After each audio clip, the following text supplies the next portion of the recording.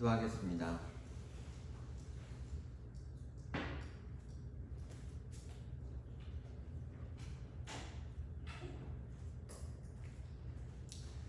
성령 하나님, 이곳에 계신 하나님,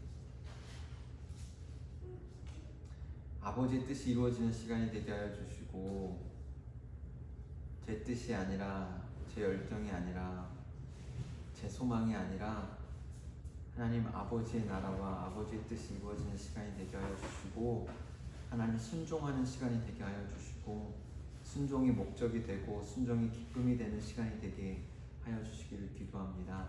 성령 하나님, 그래서 성령님을 초청합니다.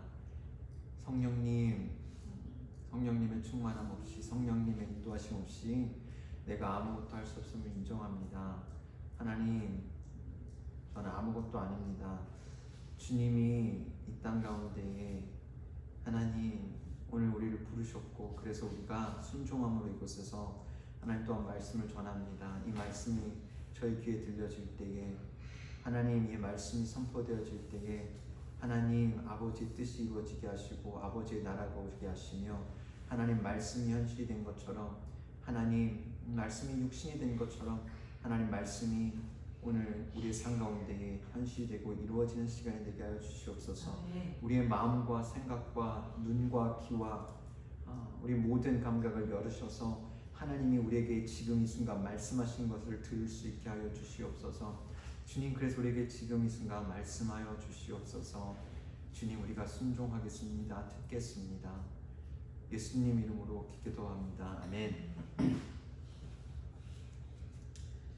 네, 출애굽기 본문은 출애굽기 14장 15절, 저번 주에 이어져서 계속 하겠습니다. 그래서 15절, 지팡이를 높이 올리고 바다를 향해 너의 손을 뻗어라, 그리고 바다를 갈라라, 이런 내용이죠. 우리가 본문을 한번 읽어볼까요?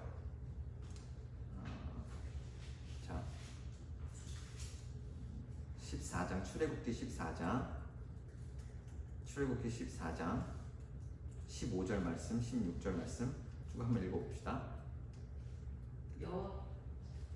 여호와께서 모세에게 이르시되 너는 어찌하여 내게 부르짖느냐. 이스라엘 자손에게 명령하여 앞으로 나아가게 하고 지팡이를 들고 손을 바다 위로 내밀어 그것이 갈라지게 하라. 이스라엘 자손이 바다 가운데서 마른 땅으로 행하리라. 아멘.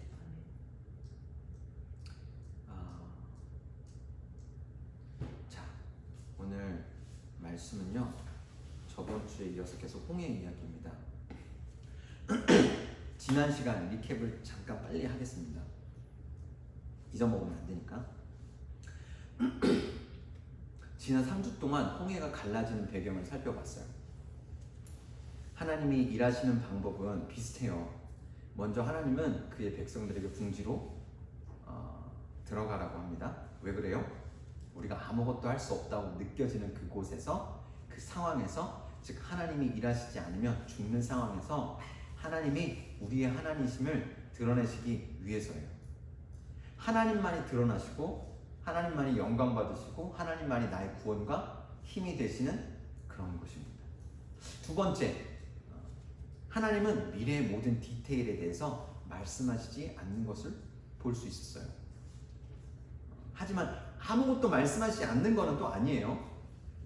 우리와 하나님 관계에서 필요한 것을 꼭 말씀하세요. 하지만 하나님은 모든 것을 말씀하시지는 않으세요. 다 보여주시지 않으시는 거예요.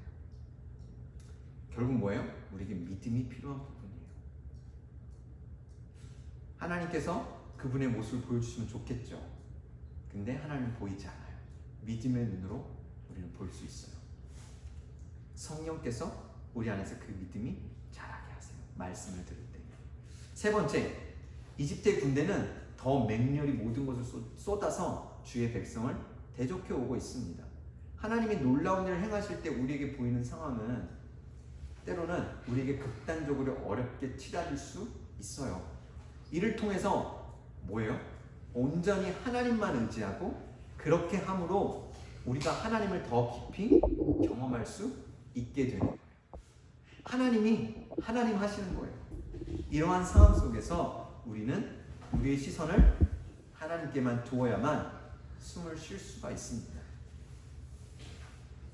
넷째, 뭐예요? 굳건히 서서 하나님의 구원을 보는 것은 소극적 행위가 아니라 적극적 행위라는 거예요. 자리를 지키고 거기서 하나님을 바라보는 것이에요. 믿음을 눈을 들어야만 굳게 서서 일어나지 않은 하나님의 구원을 미리 볼 수가 있어요. 마지막으로 뭐예요? 하나님의 약속이 이루어질 때까지 우리는 기도해야 한다고 들었어요. 이사야 62장에서처럼 생각나십니까? 우리는 하나님의 약속을 기억나게 해드려야 해요. 그 일이 일어날 때까지, 예루살렘 성이 회복될 때까지 기도해야 해요. 하나님의 약속이 성취될 때까지 기도해야 합니다. 기도 없이는 절대 하나님의 약속이 성취되지 않습니다. 하나님은 우리의 기도 없이 행하시지 않습니다. 그리고 우리가 부르짖을 때에 하나님은 어떻게 해요? 반드시 들으시고 응답하신다는 것을 우리가 저번 주에 들었습니다. 우리 안에 하나님이 반드시 응답하신다라는 이 믿음을 빼버리면 우리는 기도할 수가 없는 거예요. 자, 이제 오늘 본문입니다. 드디어 이제 하나님이 말씀하십니다.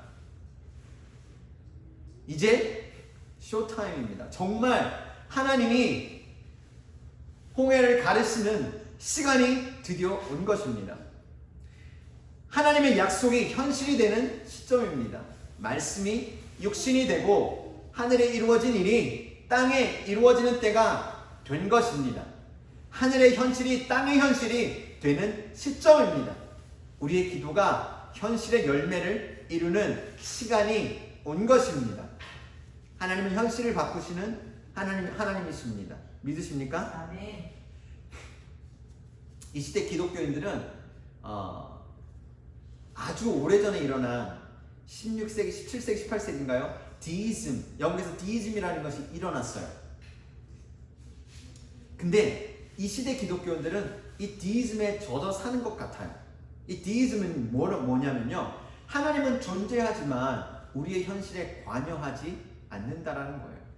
우리와 특별한 관계와 교류를 갖지 않는다는 거예요.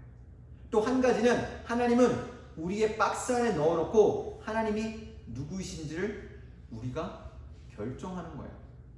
그래서 하나님의 실제를 별로 기대하지 않아요.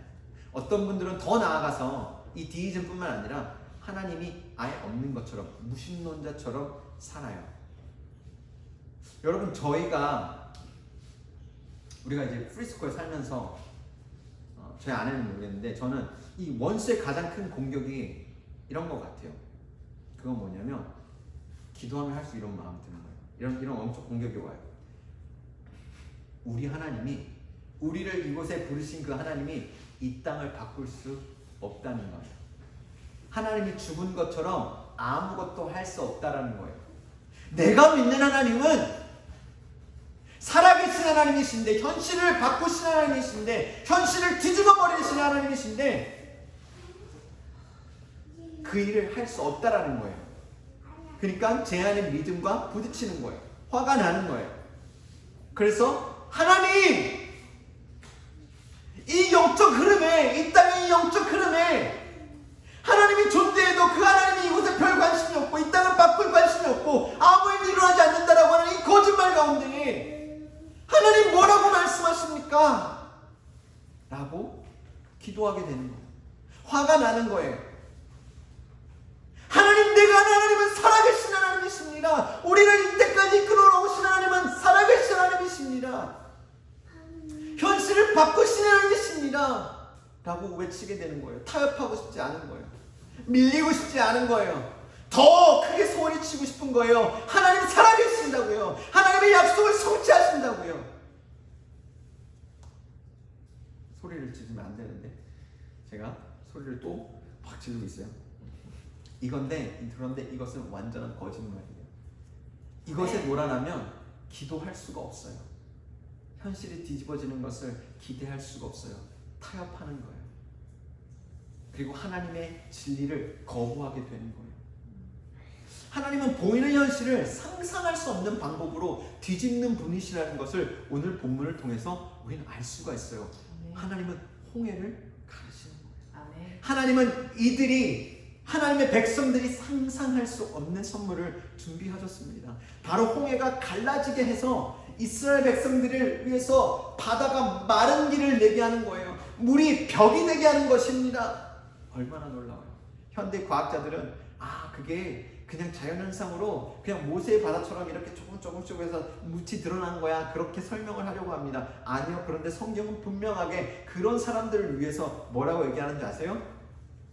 옆에 물이 벽이 되었다라고 하는 거예요. 이 벽이라는 말은 호마라는 이 히브리어 단어인데, 이 히브리어 단어는 뭐예요? 언제나 이 벽이라는 것은 보호 장치가 된다는 거예요. 그 벽이 우리를 보호한다는 거예요. 바다가 벽이 되어서 더 이상 우리를 죽게 하는 것이 아니라, 우리를 덮치는 것이 아니라, 그것이 우리를 보호하고 있다는 거예요. 얼마나 놀라워요. 오늘 이 얘기는 하지 않을 거예요. 우리가 먼저 하나하나 그 이야기 속으로 좀 들어갔으면 좋겠어요. 홍해가 갈라질 때 거기에는 몇 가지 이해할 수 없는 하나님의 과정이 있어요. 15절 후반부부터 18절까지는 본문의 기본 흐름, 즉 무엇을 했다, 하였다 이렇게 저자가 이렇게 이야기를 이끌어가는 그러한 흐름에서 벗어나서 하나님이 모세에게 말씀하신 내용을 마치 줌인 딱 해서 우리가 가까이에서 들을 수 있도록 보여주고 있어요. 드라마에서 줌인 펑션이 있잖아요. 줌인 기능이 있잖아요. 드라마에서 갑자기 이 두 사람의 대화가 들려지기 시작하고 그 두 사람의 대화를 아주 세세하게 들을 수 있게끔 하는 거예요. 그렇게 저자는 우리에게 보여주세요. 하나님은 모세에게 가장 먼저 하라고 하시는 것이 있어요. 이게 되게 중요해요. 여러분이 하나님이라면 뭐부터 하시겠습니까? 네. 한번 생각을 해보세요. 지금까지는 요동하지 않고 도망가지 않고 굳건히 서서 그 자리를 지키는 것이 이스라엘 백성이 해야 할 일이었다면, 이제는 움직이라는 거예요. 이전까지는 움직이지 말라는 거예요. 자리를 지키라는 거예요. 근데 이제 움직이라는 거예요. 한글 성경에는 뭐라고 나왔냐면 앞으로 나아가게 하고 라고 쓰여 있지만, 원문에 쓰인 단어는 나사라는 단어인데, 이 단어는 여행하다, 길을 떠나다라는 의미를 가지고 있어요. 이 단어의 중요한 포인트는 정적인 것에서 동적인 것으로 변환되는 움직임을 가진다라는 거예요. 머물러 있다가 다시 움직이는 것에서 여행하다, 길을 떠나다라는 의미로 발전되었어요. 이 단어는 이후에 하나님의 구름 기둥이 멈추면 하루든 이틀이든 1년이든 머물렀다가 움직이면 이들이 움직였다, 민수기 9장에서 나옵니다. 15절에요. 그런 움직였다라는 곳에서 또 나와요. 그 같이 쓰이는 단어예요. 움직였다, 멈췄다가 이동했다, 일어났다. 즉 장막을 치고 정착을 하다가 여행을 시작할 때 쓰이는 단어예요. 지금까지는 움직이지 않고 도망가지 않고 하나님이 주신 자리를 말씀과 기도로 지키는 것이 우리가 해야 될 일이었다면, 이제는 내가 있던 자리를 떠나 나아가 일어서서 하나님 말씀하신 곳으로 가라는 것이에요. 그런데 문제가 있어요. 뭡니까? 뒤는 이집트예요. 이집트 군대가 칼과 병거와 그 모든 무기로부터 그 당시 최고의 무기로부터 우리를 죽이려고 기다리고 있어요. 앞으로 쫓아오고 있어요. 근데 앞은 어때요? 바다예요. 어디로 갑니까?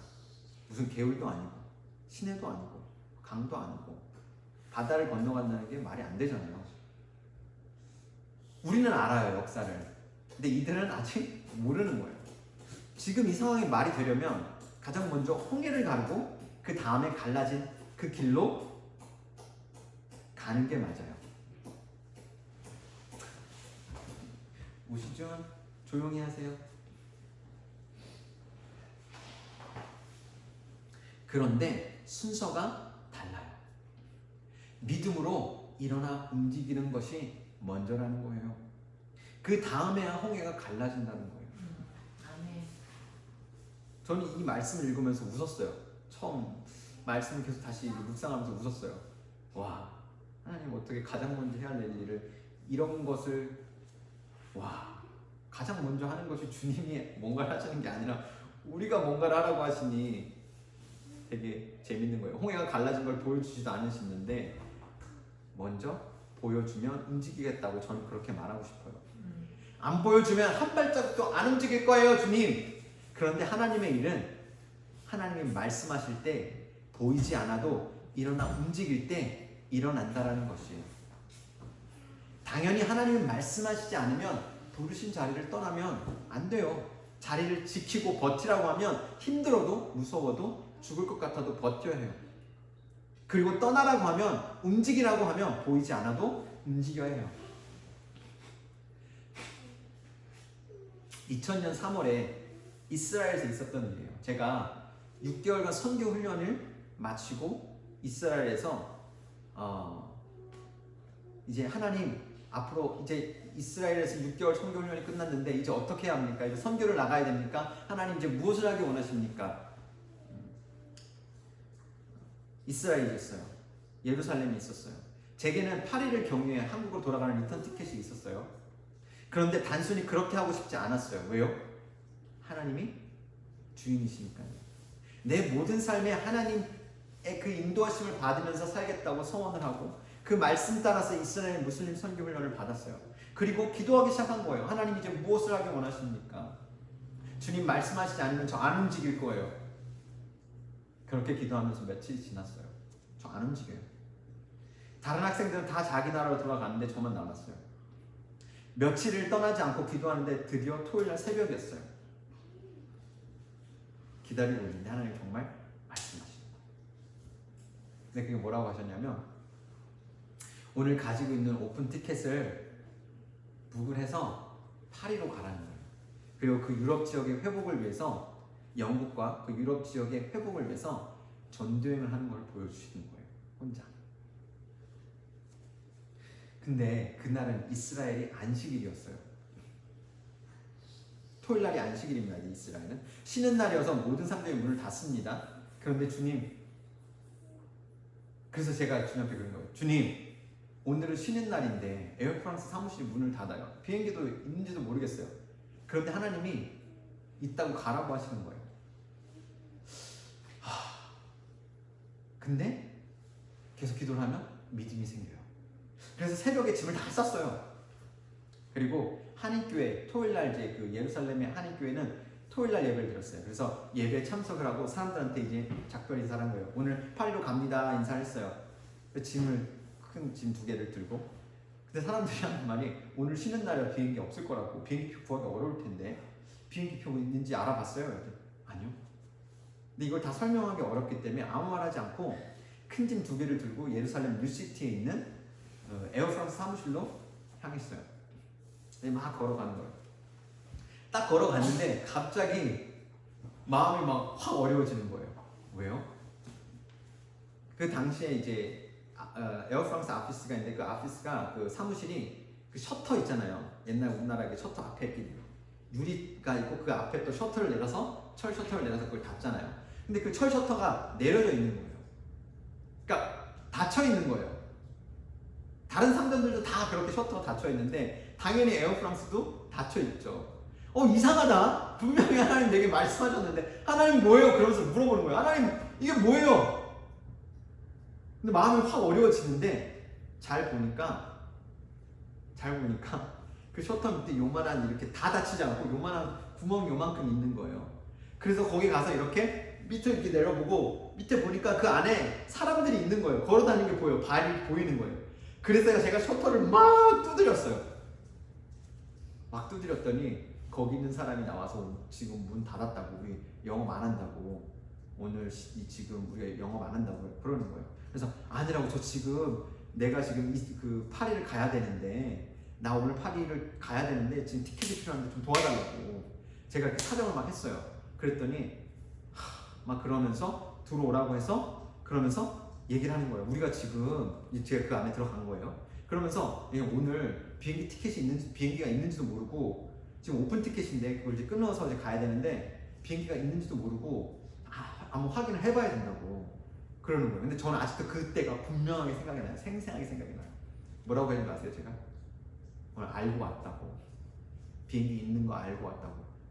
그러니까 당연히 체크는 안 했어요. 근데 하나님이 너무 분명해 보이신 거예요. 그래서 저는 그 사람들 이렇게 믿음으로 얘기했어요. 그러니까 믿음이 아니라 막 대충 때린 게 아니라 얘기를 했어요. 비행기 있어요.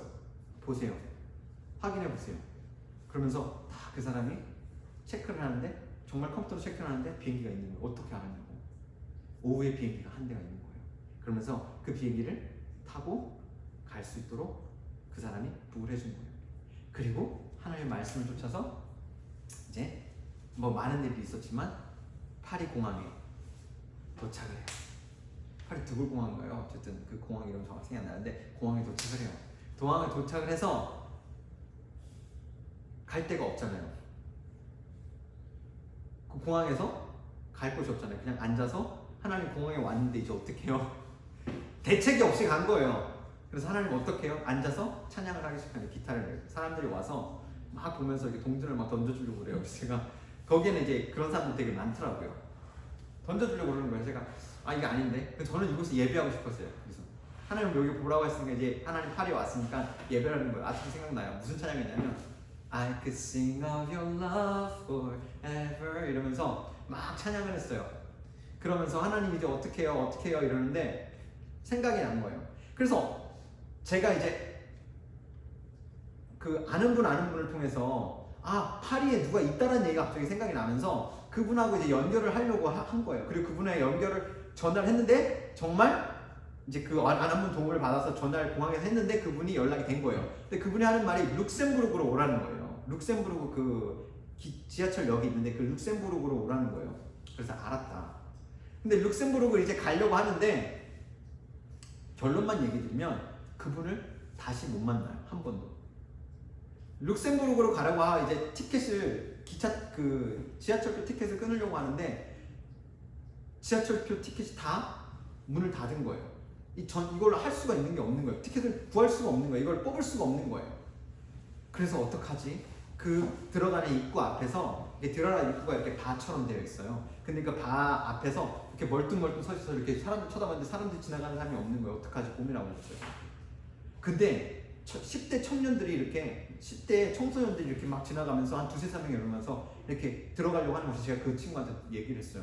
내가 이런 상황인데 이스라엘에서 왔고 그래서 지금 이곳에 룩셈부르크로 가야 되는데 이런 티켓이 없다. 좀 도와달라. 이렇게 얘기를 했더니 그 친구들이 하는 말이 no problem 이러면서 영어를 거기서는 안 써요. 근데 그 사람들이 영어 못한 영어로 막 no problem 이러면서 어떻게 했냐면 제 짐을 그냥 그 바 위로 넘겨주는 거예요. 티켓이 없이 그냥 가면 된다고 하면서 저를 들어가게 한 거예요. 저는 티켓을 구할 수 없으니까 그렇게 들어간 거예요. 그래서 지하철 타고 어디까지 가냐면 룩셈부르크역까지 가게 돼요. 그 친구들은 그 전에 나가고 룩셈부르크에 나갔는데 저는 이제 또 월담을 해야 되나 그런 마음을 가지고 갔는데 나가는 곳은 월담을 할 수 있을 만큼 그렇게 바로 모양으로 되어 있는 곳이 아니었어요.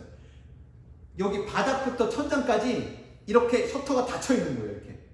그러니까 이렇게 월담을 할 수가 없어요. 표가 없으면 못 나가는 거예요. 아예.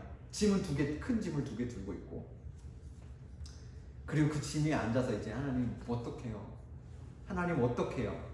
하나님 어떡해요? 하나님 분명히 말씀하셔서 제가 이렇게 놀랍게 여기까지 왔는데 이제 어떻게 해야 되죠? 하나님 어떻게 해야 돼요?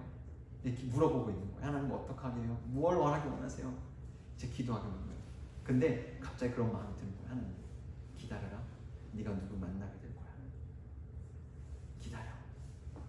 그래서 어떻게 했어요? 기다리는데 그냥 그 자리에 앉아서 지나가는 한 사람 별로 사람도 없는데 지나가는 한 사람 계속 그 얼굴을 쳐다보는 거예요. 이 사람이 아닐까? 그러니까 그 사람들은 저를 보면서 이상하게 생각하는 거예요. 왜 이상한 사람이 동양 그 사람이 왜 자기 얼굴을 쳐다보지? 제가 눈을 맞추면서 계속 이렇게 쳐다보는 거 혹시 이 사람이 아닌가? 그렇게 한 5분이 지났어요. 사람도 없는데 한 5분이 지났어요. 한 백인이 나오는데 이제 나가려고 하는데 저를 또 쳐다보는 거예요. 저도 쳐다봤죠. 그러면서 저한테 하는 말이 뭐냐면 영어로 얘기하는 거예요. Do you need help? 이렇게 물어보는 거예요. 왜냐면 거기는 다 이제 프랑스 사람들은 영어를 잘 안 썼어요. 근데 저한테 영어로 물어보는 거예요. 제가 저도 영어로 얘기했죠. 도움이 필요하다고. 그러면서 제 상황을 설명했어요. 내가 지금 이스라엘에서 왔는데 티켓이 없어서, 표가 없어서 나갈 수가 없다고 얘기를 했어요. 그래서 도움이 필요하다고 했더니 걱정하지 말라고, 자기 이 시즌 패스가 있으니까 이걸로 내가 너 도와주겠다고 하면서 자기 표를 끊어서 내보내준 거예요. 그래서 그 친구의 도움을 얻어서 나온 거예요. 그래서 저는 생각하기를 하나님이 만나게 한 사람이 이 사람인가 보다, 이 생각을 한 거예요. 그리고 나서 있는데 그 친구가 이제 가지 않고 저한테 다시 돌아오면서 하는 말이, 너 혹시 내일 시간 있니? 이러는 거예요. 그럼 내일이 무슨 날이에요? 주일이죠. 토요일이니까. 토요일 밤에 새벽에 도착했으니까 거의 그때가 12시가 넘어서 12시 40분, 1시 정도 됐을 거예요. 근데 새벽 1시 정도 됐을 거예요. 우시준, 아빠 경고해요. 가만히 있으세요. 그런데 그 친구가 하는 말이, 내일 너 시간 있냐? 저는 그랬죠. 시간이 당연히 많죠. 아무것도 할 일도 없고 아무것도 모르는데 계획도 없어요. 그냥 주님 말씀에서 온 건데. 그래서 있다고 그랬더니 하는 말이, 그러면 혹시 너 내일 나랑 교회 가지 않을래? 그러는 거예요. 그래서 저는 이 사람이 하나님이 보내준 사람이구나 딱 확신을 가지고 이때까지 일어난 일을 다 설명해 준 거예요. 사실 하나님이 내게 말씀하세요. 여기 왔고, 그래서 하나님이 누굴 만날 거라고 하셔서 했는데, 하나님 널 만난 거예요. 그 학생 이름이 휴였어요. 영국에서 온 유학생이었어요. 영국에서 프랑스에 온 지 얼마 안 됐었어요. 그래서 프랑스어를 배우고 있는 학생이었어요. 근데 그 친구가 최근에 예수님을 믿고 교회에 나가기 시작한 거예요. 그래서 제가 그렇게 얘기를 다 했더니 그 친구가 하는 말이, 그럼 너 지금 갈 데는 있니? 이렇게 물어보는 거예요. 아니요, 없어요. 우리 집에 가자. 그래서 그 친구의 집에 가게 돼요. 그리고 제가 이제 얘기는 다 할 수 없지만 어쨌든 그 친구를 만나서 그 친구를 양육하게 되고요. 그 친구를 위해서 기도하기 시작하고요. 그리고 어쨌든 놀랍게 그 이후에 또 하나님이 인도하심을 받아서, 하나님이 인도하시는 그 인도하심을 받아서 유럽의 전도여행을 혼자 하게 됩니다. 제가 왜 이 얘기를 하냐면, 하나님이 살아계셔서 우리가 기다릴 때, 하나님이 움직이라고 할 때 움직이면 하나님이 길을 여신다는 거예요. 때로는 사람들이 하나님이 정말 그렇게 살아계셔? 정말 그렇게 일하셔? 라고 하는데, 아까 말씀드린 것처럼 많은 사람들이 하나님을 경험하지 못하고 하나님의 음성을 듣지 못한다고 얘기하는 가장 큰 이유가 뭐냐면, 하나님이 말씀하시는 자리에 들어가지 않기 때문이라는 거예요. 하나님의 말씀에 순종하기 시작할 때, 작은 것 하나하나 순종하기 시작할 때 하나님은 너무 놀랍게 아주 세세한 것 하나까지도 말씀하신다는 거예요. 하나님의 일을 경험하기 위해서는 우리는 하나님의 음성을 들어야 합니다. 하나님의 말씀에 순종하려면 하나님의 음성을 들어야 하는 거예요. 그래야 우리는 홍해가 갈라지는 것을 볼 수 있는 거예요. 홍해까지 가지도 않아요. 하나님의 음성을 듣지 않으면. 하나님이 그곳으로 가라고 할 때 이건 하나님 뜻 아니야, 하나님 앞에 물어보지 않으면 우리는 그 일들을 경험할 수 없는 거예요. 다시 본문으로 돌아갑니다. 하나님은 모세에게 말씀하세요. 원문에는 너는, 16절이에요. 너는 이라는 부분이 처음에 강조가 되어 있어요. 쉽게 풀으면 이제 네가 해야 할 일이 있어 라고 16절에서 말씀하시는 거예요. 좀 전까지는 이스라엘 전체가 해야 할 일이었다면 이제 모세가 해야 할 일은 뭐예요? 무엇입니까? 바로 16절, 지팡이를 들고 손을 바다 위로 내밀어 그것이 갈라지게 하라. 이스라엘 자손이 바다 가운데서 마른 땅으로 행하리라, 이 말씀이에요. 근데 좀 더 저자의 의도에 맞는 번역은 제 생각에 이렇다라고 생각해요. 모세야, 이제 네가 해야 할 일이 있다. 지팡이를 높이 들어라. 이 부분이 끊어져 있어요. 우리가 이제 히브리어에서 볼 때 disjunctive accent라고 하는데 끊어져 있어요. 되게 중요한 거예요. 그러니까 쉼표가 있다라는 거예요.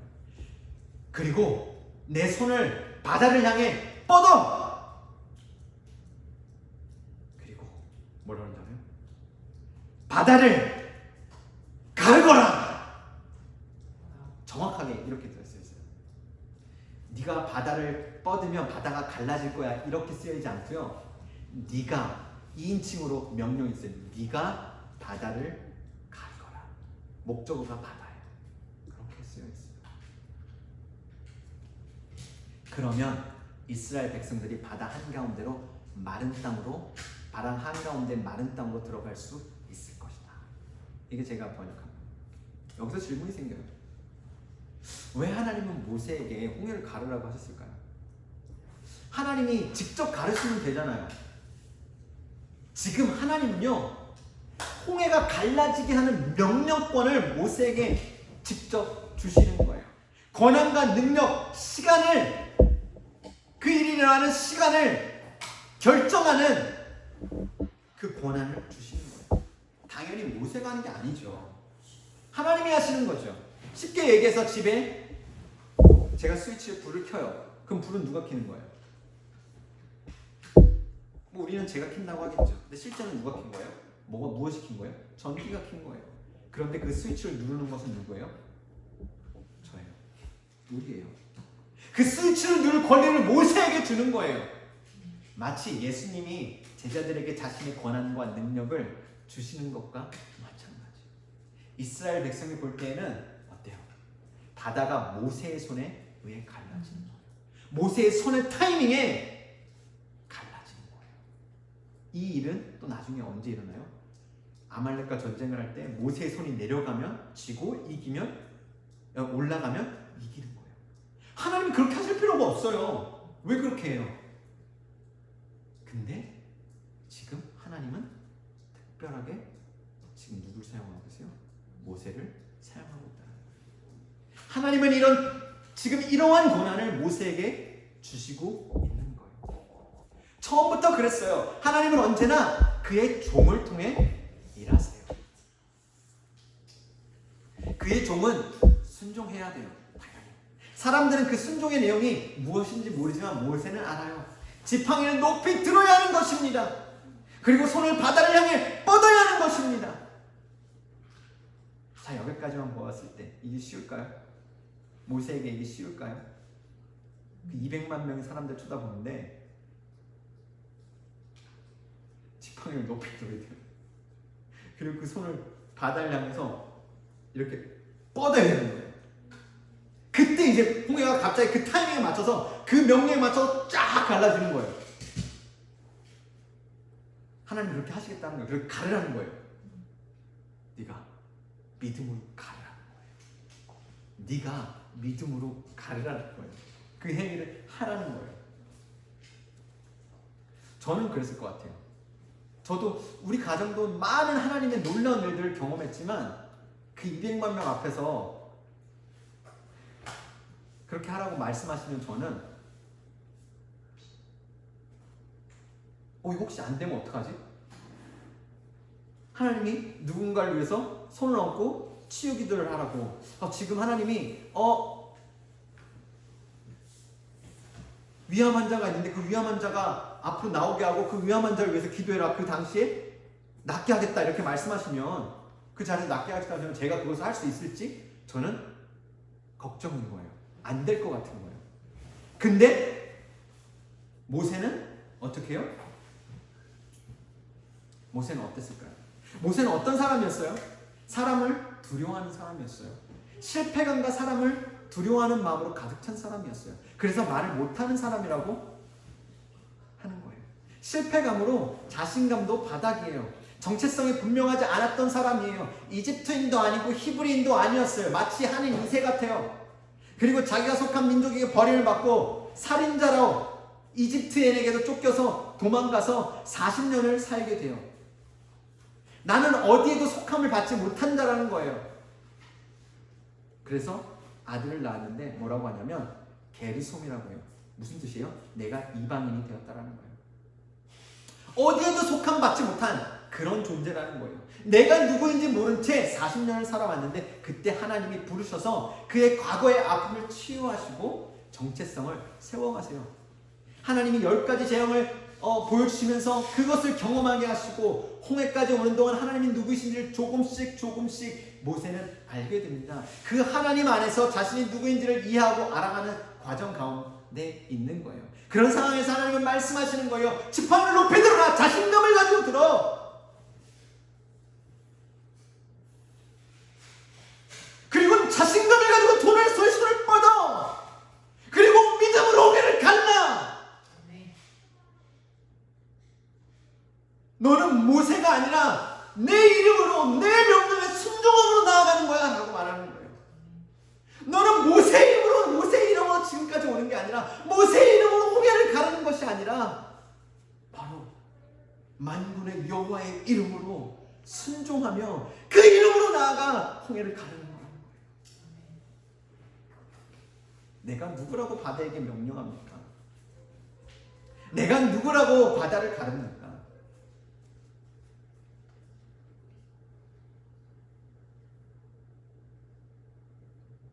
굳이 이런 쇼맨십을 해야 하는가? 굳이 지팡이를 높이 들고 손을 뻗는 이런 행위가 필요한가라는 질문을 들 수 있잖아요. 이것은 모든 백성들이, 이스라엘 백성들이 볼 수 있도록 하게 하는 거예요.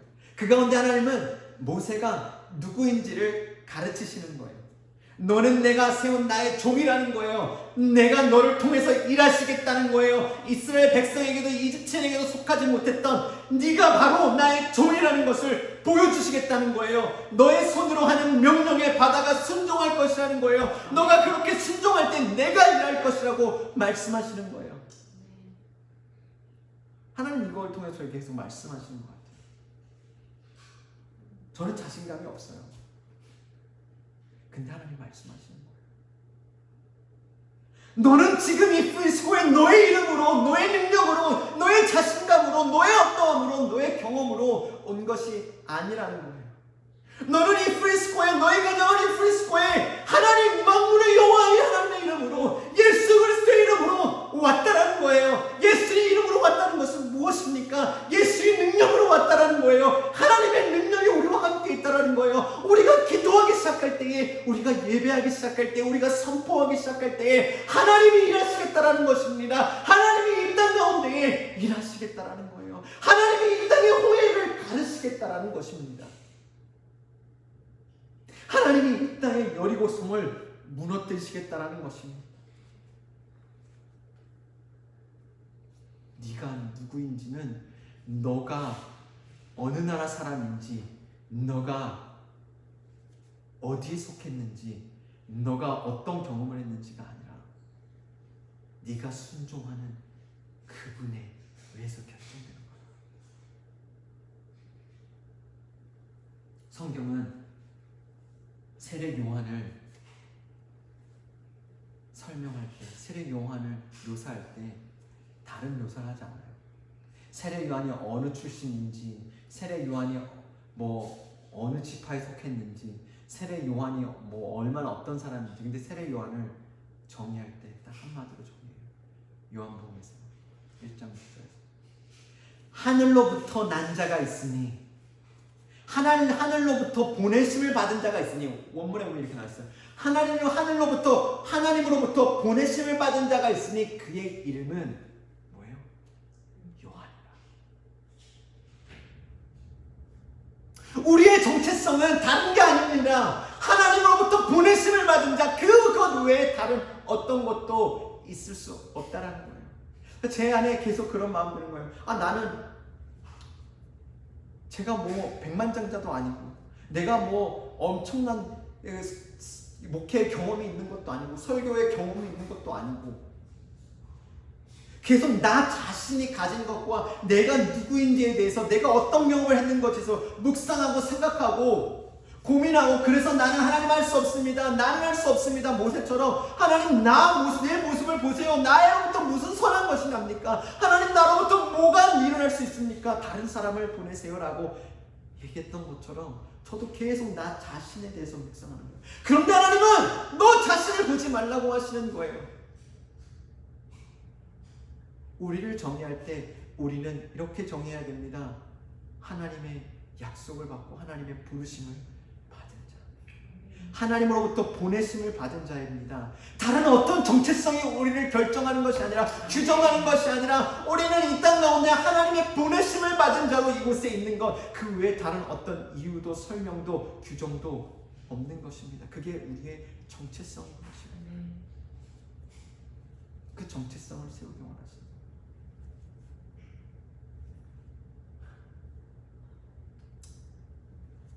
그 정체성을 세우는 과정은 쉽지 않아요. 우리의 힘을 다 빼시는 거예요. 아무것도 할 수 없는 그곳으로 부르시는 거예요. 순종하는 것 외에는 아무것도 할 수 없는 그런 것이에요.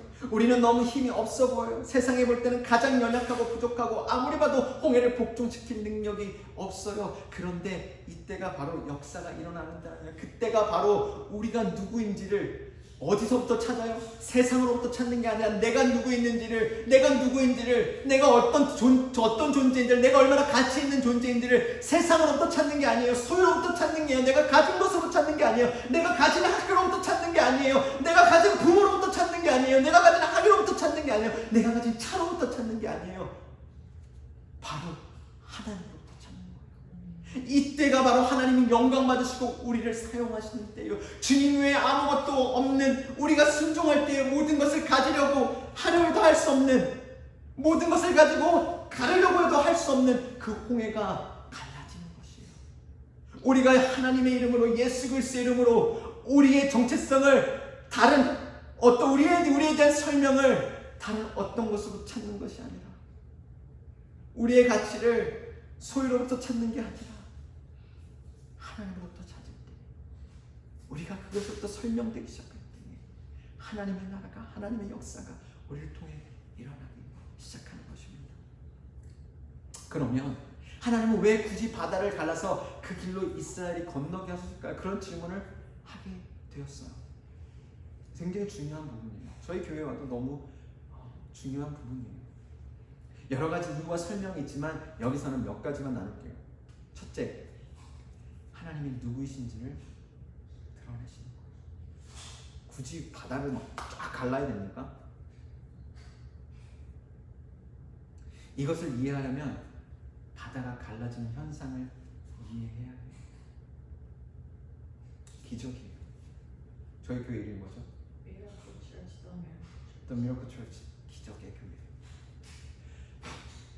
기적이 뭡니까? 자연 법칙이 깨어지는 불가사의한 현상을 말하는 거예요. 1 더하기 1이 2가 되지 않는 현상이에요. 그럼 자연 법칙은 뭡니까? 하나님이 세우신 창조 질서예요. 세상의 모든 창조물들을 그 창조 질서와 자연 법칙 안에서 생각하고 살아가게 창조되었어요. 모든 법칙, 세상 모든 창조물들은, 사람도 마찬가지. 그런데 하나님이 그 질서를 지금 어때요? 왜요? 두 가지 이유를 생각해봤어요.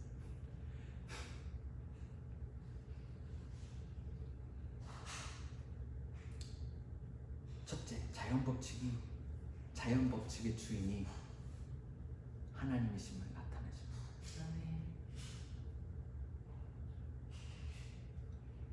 모든 창조물이 자연 법칙과 만물의 법칙을, 만유인력의 법칙을 따라야 돼요. 그래요, 안 그래요? 지금 뭐예요? 자연 법칙의 종이에요. 하지만 하나님은 자연 법칙의 종이 아니라 주인이시라는 거예요. 주인은 종의 법칙을 그리고 따르지 않을 권리도 가지고 있는 거예요. 주인은 종의 법들을 따르지 않아요. 도리어 종이 주인의 법도를 따르는 것입니다.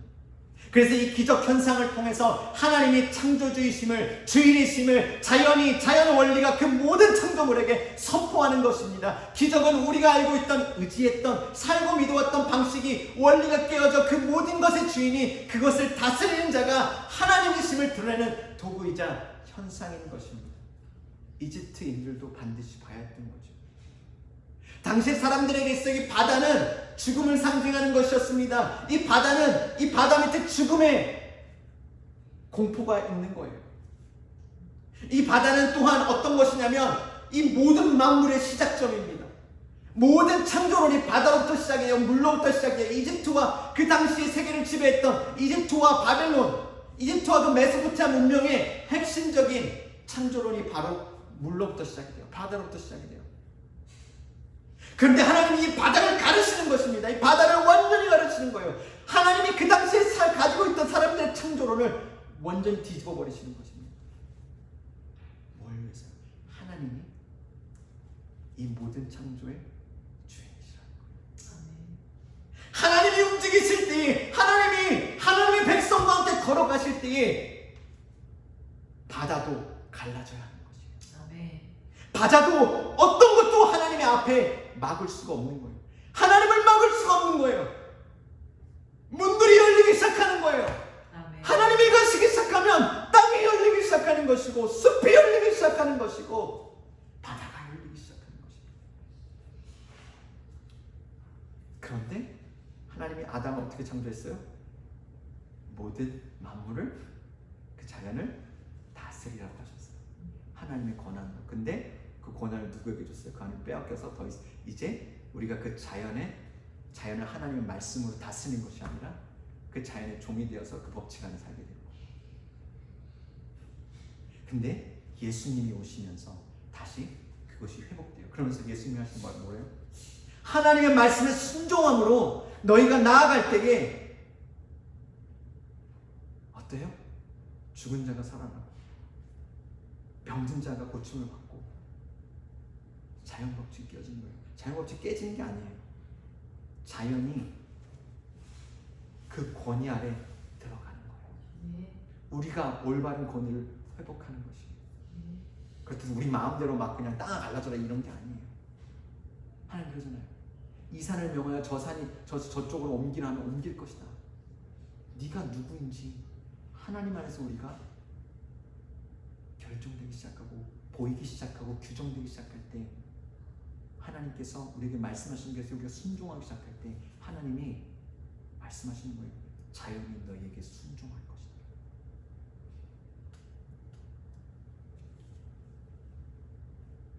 그런데 하나님은 이러한 기적을 당신의 사람들을 통해 드러나신다는 거예요. 드러내신다는 거예요. 왜요? 당신의 백성들과 하나님의 나라를 세우기 위해서 하는 거예요. 그래서 홍해가 갈라질 때 중요한 것은 갈라지는 바다가 아니에요. 기적 자체가 중요한 게 아니에요. 살아계시고 역사하시는 그 하나님이 우리와 함께 하신다, 나와 함께 하신다는 하나님의 나라가 임하는 그것이 중요한 것입니다. 기적은 그 자체로 아무런 의미가 없습니다. 하지만 기적의 중요성은 하나님과 하나님 나라에 있습니다. 신약에서 보이는 현상을 구한 바리새인들에게 예수님은 그들에게 보여줄 증명할 기적, 즉 표적을 보여주지 않았어요. 증명하라는 지도자들에게 예수님은 자신을 증명하기 위해서 병자를 치유했어요, 안 했어요? 안 했어요. 치유와 기적을 수단으로 사용하지 않으셨어요. 치유와 기적을 일으키시는 아버지를 봤어요. 아멘. 그것에 모세처럼 순종하는 거예요. 왜? 나는 어떤 사람이에요? 순종하는 사람인 거예요. 나는 예수 그리스도의 이름으로 나아가는 사람이에요. 나는 예수 그리스도의 이름 앞에 순종하는 사람이에요. 이것을 읽는 많은 사람들에게 너희도 아버지가 행하시는 것을 보고 순종하라는 거예요. 그래서 성경에 기록되어 있는 거예요. 순종함으로 하나님이 다스리시는 그 나라가 오게 하라고 하시는 거예요. 성경은 모세와 선지자들과 하나님의 사람들이 대단하다는 것을 드러내려고, 이 사람은 대단해, 나랑은 분리되어서 나랑은 비교할 수 없는 정말 놀라운 사람이야, 내가 어떻게 바울처럼, 내가 어떻게 모세처럼, 내가 어떻게 그 선지자들처럼, 내가 어떻게 엘리야처럼, 내가 어떻게 예수님처럼. 아니에요. 그것을 말하는 게 아니라 성경은 하나님이 위대하신 걸 얘기해요. 그래서 누구든지 주 안에 있으면, 누구든지 예수 안에 있으면, 누구든지 하나님께 순종하는 자, 너가 하나님 앞에 순종할 때에 넌 하나님의 백성이 될 것이고, 너는 그러니까 하나님의 말씀으로 하나님 나라가 오게 할 거라고 하시는 거예요. 누구든지 하나님께 순종하는 자를 통해서 하나님이 그렇게 일하실 것이라는 걸 나타내시는 거예요. 누구든지 믿는 자마다 영생을 얻게 되는 거예요. 누구든지 믿는 자마다 그 하나님 나라에 살게 되는 거예요. 아멘. 하나님 나라에 하나님의 백성으로 살게 되는 것입니다. 하나님이 왜 이스라엘 백성으로 바다가 갈라진 길을 걸어가게 하셨는지에 대한 두 번째 이유가 있습니다. 그것은 이스라엘이 누구인지를 새로운 정체성을 세우시기 위해서예요. 이전까지는 이스라엘 백성들을 설명하려면 이집트인들을 빼면 설명할 수 없어요. 그렇죠? 왜냐하면 그들은 이집트인들의 종이었기 때문이에요. 이집트인들에게 속했던 거예요. 그런데 그런 이집트인들이 홍해 사건 이후로는 이스라엘 백성의 길에 어떤 방해도 심지어 언급도 되지 않아요. 우리를 규정할 때 우리는 누구의 종이라고요? 예수 그리스도의 종. 바울도 그렇게 얘기하죠. 이스라엘 백성을 규정할 때 이스라엘의 정체성은 뭐예요? 이집트의 종이에요. 근데 하나님께서 그 정체성을 바꾸시는 시간이 돼요. 왜요? 그 종이 자유케 되려면 누구를 압도해야 돼요. 귀신 들린 자, 예수님 말씀하시죠. 귀신 들린 자를 구원하셨어요. 그러면서 뭐래요? 그 귀신을 압도하지 않으면 귀신 들린 자를 구원할 수 없다고 하는 거예요. 하나님이 이집트를 압도하지 않으면, 이집트를 무찌르지 않으시면 이스라엘 백성들을 구원할 수가 없는 거예요. 그래서 바울이 우리가 누구인지를 이야기할 때도 비슷한 언급을 해요. 이전 것은 지나갔으니 보라, 무엇이 되었도다? 새 것이 되었도다. 우리는 더 이상 과거의 종의 삶의 방식에 의해 설명되어서는 안 된다는 겁니다. 하나님은 과거의 종의 삶의 방식에서 우리를 구원하셨다는 것입니다. 예수 그리스도를 통해서 우리가 더 이상 종의 멍에를 지지 않게 하셨기 때문에 우리는 새로운 피조물이 된 것입니다. 고린도전서 10장에서도 바울은 세례를 홍해에 비유해요. 세례는 내가 과거와 분리되는 상징적 사건이에요. 내가 새롭게 정의되는, 규정되는 분기점입니다. 이스라엘 백성들도 더 이상 이집트의 종인 이스라엘이 아니라 하나님의 백성인 이스라엘이 되는 거예요. 그런 시간인 거예요. 이스라엘의 과거와 완전히 분리되어지는, 이집트와 완전히 분리되어지는 사건이에요. 이집트가 완전히 죽는 사건입니다. 이집트 이 홍해 사건 이후에 비로소 이들은 신의 산의 언약을 맺게 됩니다. 나는 너의 하나님이 되고 너희는 내 백성이 되는 그 영원한 언약을 맺게 되는 것입니다.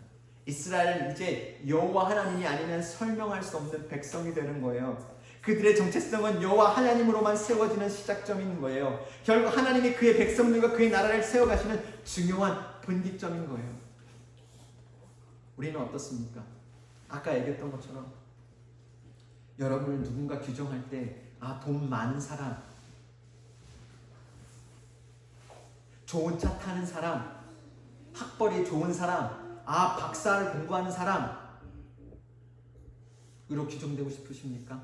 아니면 하나님이 아니면 규정될 수 없는 그런 사람, 하나님으로 돈 자가 있으니 그 이름은 요한이라 그렇게 여러분도 불러주고 싶으십니까? 우리 자신이 그 정체성을 삼고 그 정체성이 우리의 모습이 되기 시작할 때에, 우리에게 뿌리 내리기 시작할 때에 하나님의 뜻이 우리를 통해서 이루어지기 시작하는 것입니다. 결론입니다. 이스라엘을 이집트로부터 구원하시고 홍해를 건너게 하셨던 그 하나님이 바로 지금 이곳에 계십니다. 아멘. 이 프리스코에 계십니다. 아멘. 아멘. 아멘. 그 하나님이 우리의 하나님입니다. 아멘. 동일한 하나님이 죽지도 않으시고 주무시지도 아니하시고 졸지도 아니하시고 우리에게 말씀하셔서 우리를 휴스턴에서 이곳으로 옮기셨습니다. 아멘. 우리는 다른 어떤 것으로 규정될 수 없습니다. 아멘. 아멘. 그 하나님이 오늘도 우리와 함께 홍해를 건너기 원하십니다. 왜요? 하나님이 여호와 하나님이 누구이신지를 보여주시고 우리가 누구인지를 말씀하시기 원하시는 거예요. 우리가 다른 어떤 것에서 규정되는 것이 아니라, 이집트로 인해서 규정되는 것이 아니라 이제 여호와 하나님의 백성으로 규정되기 원하시는 것이에요. 보이는 모든 세계와 모든 자연 법칙과 원리가 하나님의 주권 아래 있다는 것입니다. 하나님이 이곳을 다스리십니다. 그래서 보이는 세계는 보이지 않는 하나님 나라와 그 하늘의 법칙에 의해 좌우됩니다. 하나님 나라에 사는 우리는 보이는 이 세계를 다스리는 하나님과 그 나라의 백성입니다. 우리가 순종할 때 홍해가 갈라질 것이라는 거예요. 우리가 순종할 때 자연 법칙이 순종할 거라는 거예요. 아멘. 재정이 순종할 것이라는 거예요. 이 불의한 물질들이, 돈이 하나님의 말씀 앞에 엎드리는 것이에요. 재정에 필요가 있습니까? 구하세요. 하나님이 주실 것입니다. 왜? 그 권리 안에, 그 권세 안에, 그 능력 안에 복종해야 하기 때문인 것입니다. 홍해는 하나님 나라의 시작점이에요. 하나님은 분명 우리의 삶을, 어려움을 해결하실 거예요. 이거는 단순히 돌파의 사건이 아니에요. 단순히 문제 해결의 사건이 아니에요. 당연히 문제를 해결하시겠죠. 앞에 막혀있는 홍해가 순종하여 길을 만든 것처럼 우리 앞에 홍해가 갈라지게 하실 거예요. 그런데 그게 다가 아니에요. 하나님은 우리의 순종을 통해 하나님 나라를 세우기 원하십니다. 하나님과 그의 방식으로 살아가는 그 나라를 만들어가기 원하십니다. 하나님께서 금요일 밤에 저희가 예배할 때 저희 가정에게 보여주신 것이 있어요. 바로 정체성에 관한 거예요. 그래서 이 말씀까지 오게 된 거예요. 이 땅의 거민이 되지 말라는 거예요. 주님이 저희한테 그러시는 거예요. 이 땅의 거민이 되지 말라. 너희는 이 땅의 거민이 아니야. 이 땅의 부를 부러워하지 말라는 거예요. 이 땅의 부로 규정되는 것을 부러워하지 말라는 거예요. 이 땅이 더 이상 부로 규정되고 설명되는 땅이 아니라 하나님의 말씀과 하나님의 나라로 규정되는 그런 도시, 프리스코가 하나님의 도시가 되기 위해서 너희가 이곳에 왔다라는 것이에요. 우리는 이곳에 예배하기 위해, 기도하기 위해, 순종하기 위해 온 것을 다시 기억나게 하셨어요. 하나님 나라가 이 지역에 일어나는 것을 준비하고 선포하기 위해 온 거라는 거예요. 지금 우리는 아무도 없어요. 그쵸? 근데 하나님 그러시는 거예요. 아브라함을 부르시면서 그때 그의 자손이 하늘의 별들만큼 많게 하시겠다는 그 약속을 기억하게 하시면서 너희도 아무도 없지? 근데 아브라함은 믿었다? 너희도 순종을 따라 순종함으로 그렇게 여기까지 왔어. 근데 아들아, 너희의 순종을 따라 그렇게 순종함으로 열망하는 하나님 나라의 사람들이 이 프리스코 지역에 그렇게 많이 일어날 거야. 그래서 제가 뭐라고 했을까요? 아멘. 너무 기대가 되고 믿어지는 거예요. 아무것도 안 보이는데 그게 보이기 시작하는 거예요. 믿음의 눈으로. 이 지역이 뒤집어지는 꿈을 꾸는 거예요. 세상의 방식을 버리고 하나님의 방식으로 살아가는 그런 새가 일어난다는 거예요. 그 꿈을 꿉니다. 순종이 목적이 되고 하나님이 전부가 되는 세대, 하늘의 법칙으로 살아가는 세대가 일어날 것입니다. 기도하면 그게 보입니다. 그래서 너무 흥분되고 기대됩니다. 하나님은 그러시는 거예요. 이 꿈을 꾸는 사람들을 보내주시는 거예요. 보내주실 거라고. 그 꿈을 함께 꾸는 사람들과 함께 공동생활하는 게 또 보였어요. 이 약속이 성취되도록 기도하도록 바라보기를, 기대하기를, 그분 앞에 나아가 매일 듣기를 멈추지 말라고 하셨습니다. 이 일들에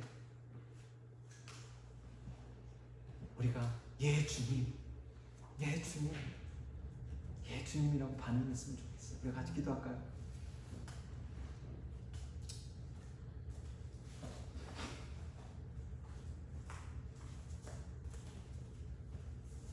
기도할 때 저는 좀 이렇게 기도했으면 좋겠어요. 특별히 중요한 이 말씀을 듣는 모든 사람들에게 어떤 상황이 있는지 몰라요. 근데 좀 이렇게 기도했으면 좋겠어요. 나는 누구인가라는 생각을 해보셨으면 좋겠어요. 나는 어떻게 규정되고 싶은지 한번 생각해 보셨으면 좋겠어요. 내가 어딜 가든지 돈 많은 사람으로 규정되고 싶으세요? 아니면 좋은 차를 타는 사람으로 규정되고 싶으세요? 아니면 하나님으로부터 보내심을 받은 사람으로 규정되기 원하십니까?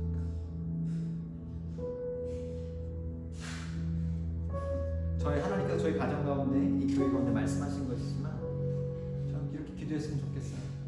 하나님, 내가 더 이상 돈으로 규정되는 사람이 아니라, 하나님 나의 학위로 결정되고 규정되는 사람이 아니라, 박사 공부를 한 학생, 돈이 얼마나 많은 학생, 얼마나 큰 사업을 하는 사람 규정되는 게 아니라, 하나님, 내가 하나님으로 인해 규정되는 사람이 되고 싶습니다. 하나님의 보내심을 받은 사람으로 규정되는 사람이고 싶습니다. 예수 그리스도의 이름으로 나가는 사람으로 규정되고 싶습니다. 이집트의 종이 아니라 하나님 예수 그리스도의 종으로 규정되는 사람이 되고 싶습니다.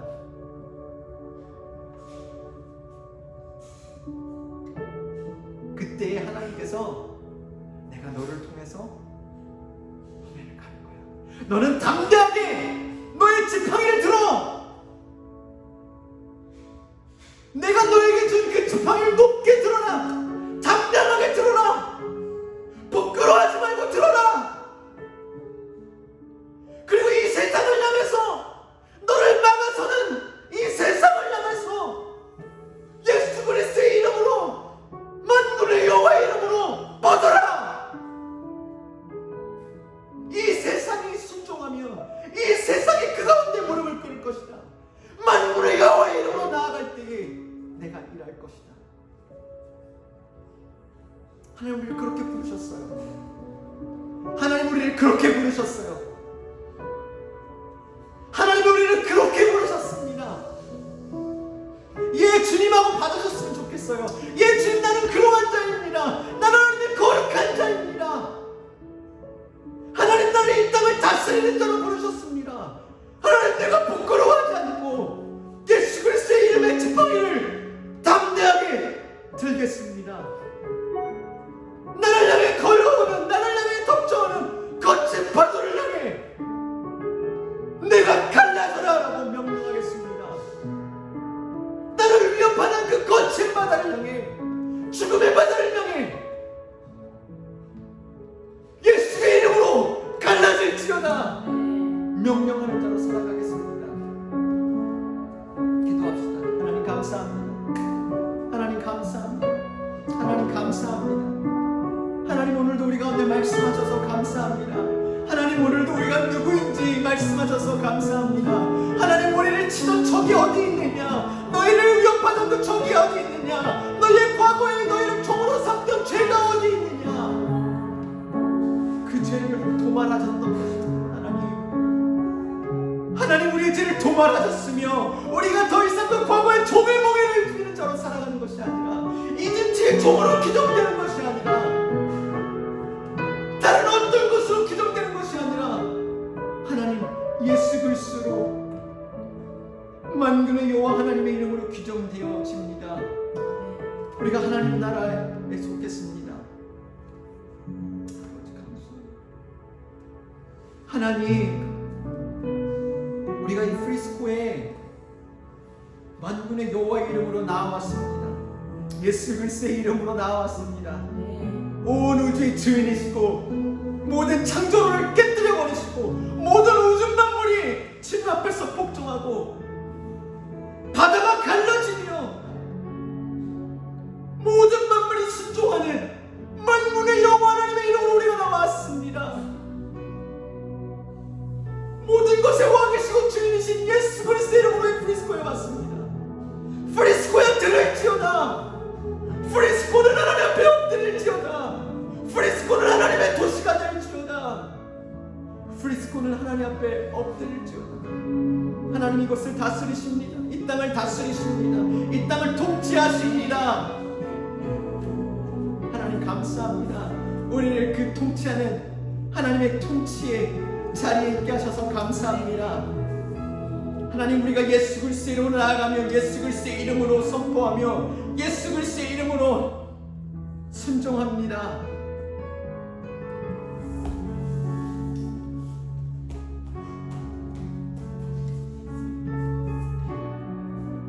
하나님 사랑합니다. 아버지의 뜻을 이루시옵소서. 아버지 영광 받아 주시옵소서. 높임 받아 주시옵소서. 영원히 찬양 받아 주시옵소서.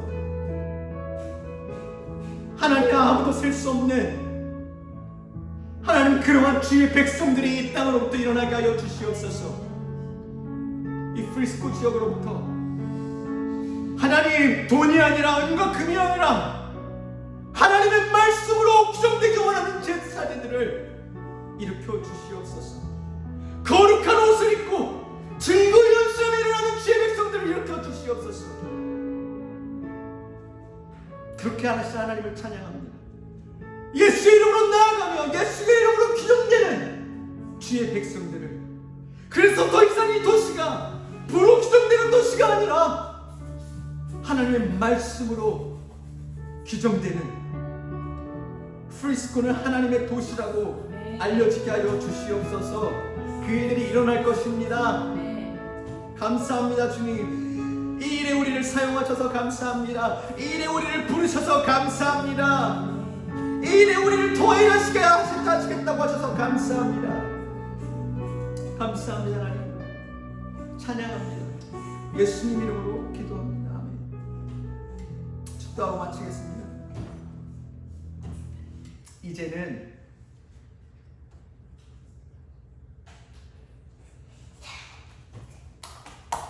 우리를 위해 십자가에 죽으시고 부활하신 만왕의 왕 되시고 온 땅의 주인 되시며 모든 창조물의 주인 되시며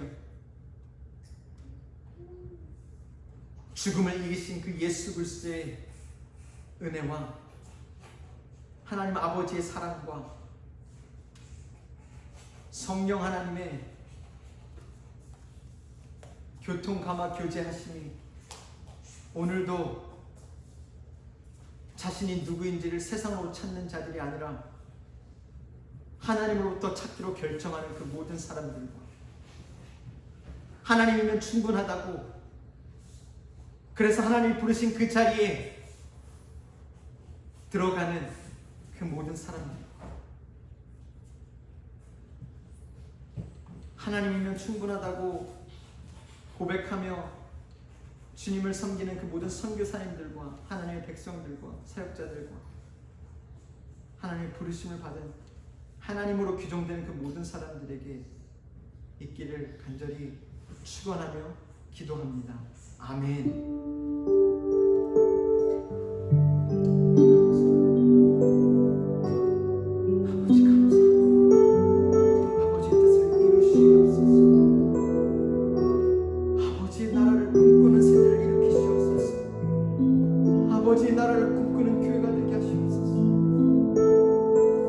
아버지 말씀이